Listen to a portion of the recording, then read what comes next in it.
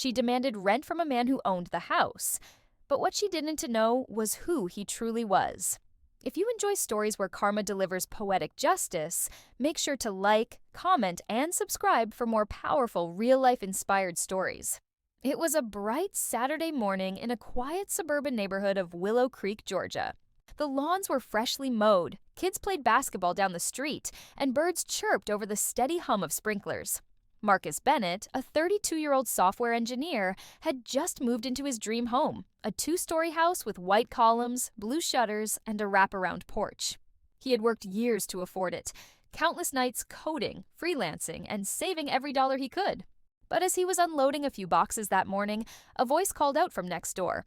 "Excuse me."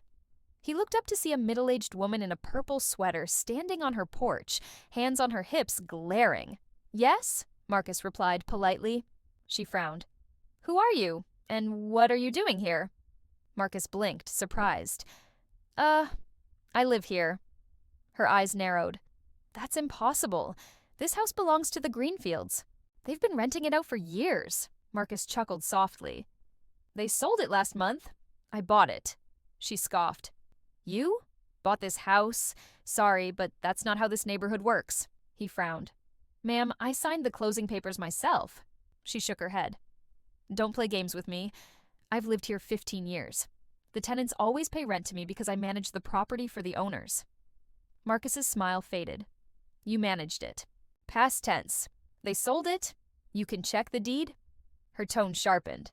"Oh, I will, but until then, you owe me rent." Marcus blinked, stunned. "Rent? For my own house?" She pointed a finger at him. "You people think you can just show up and take things that don't belong to you? I'm calling the HOA." Marcus sighed, trying to stay calm. "Do what you need to, ma'am." He went back to unpacking, but within an hour, 2 HOA members and the woman, now clearly furious, showed up at his door. "Sir," one of the board members began, "we've received a complaint that you're occupying this property without authorization." Marcus handed them a folder. "Here's my proof of ownership, signed by the county registrar. Date, time, and title transfer." The men flipped through the documents, exchanged glances, and nodded. Everything checks out. The woman, Karen Whitmore, as Marcus would later learn, turned red. "There must be a mistake. He doesn't belong here." Marcus folded his arms. "Well, ma'am, I guess you'll have to get used to your new neighbor." But Karen didn't stop. For the next few days, she made life miserable, calling the HOA daily, taking photos of him outside, even banging on his door demanding late rent. Finally, one evening, Marcus stepped outside as she was taking pictures again. "Ma'am, can you please stop harassing me?" She smirked. "Oh, I'm just documenting things for my lawyer. I'll have you evicted soon." Marcus exhaled slowly.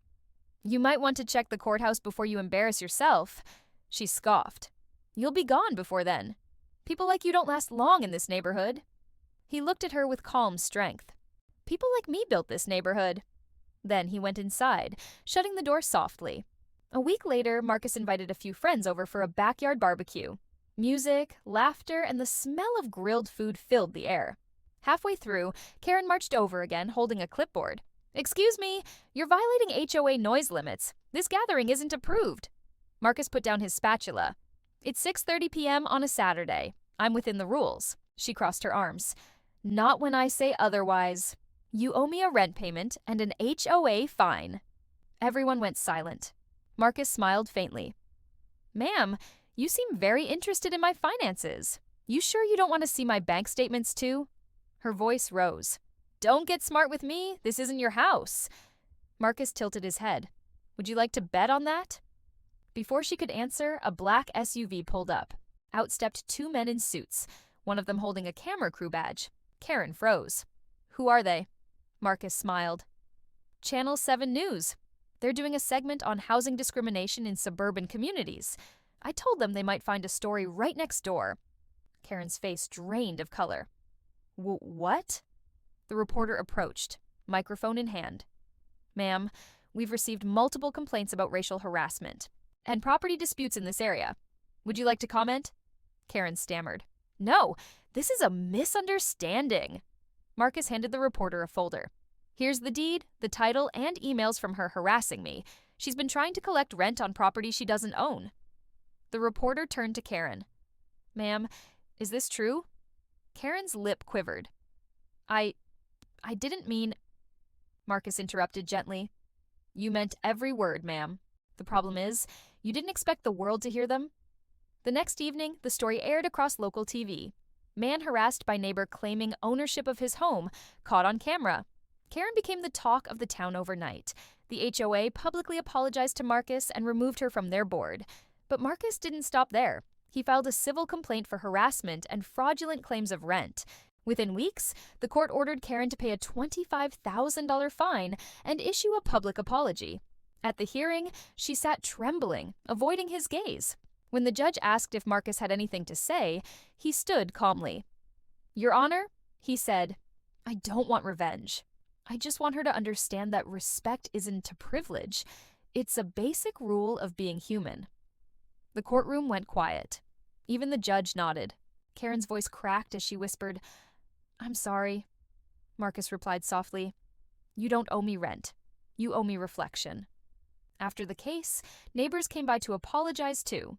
Many admitted they'd believed Karen's story at first, until they saw the news. Marcus forgave them. "We all learn," he said. "Some lessons just cost more than others." Months later, Karen moved away quietly.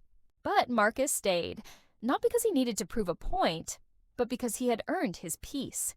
He planted a new tree in his front yard, placed a wooden sign that read, "Home, earned, not given."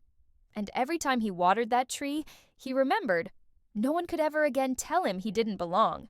If this story moved you, please like the video, comment, "Respect is earned, not assumed," and subscribe for more powerful real-life stories that remind us dignity always wins. Have a wonderful day ahead, and may kindness guide your every choice.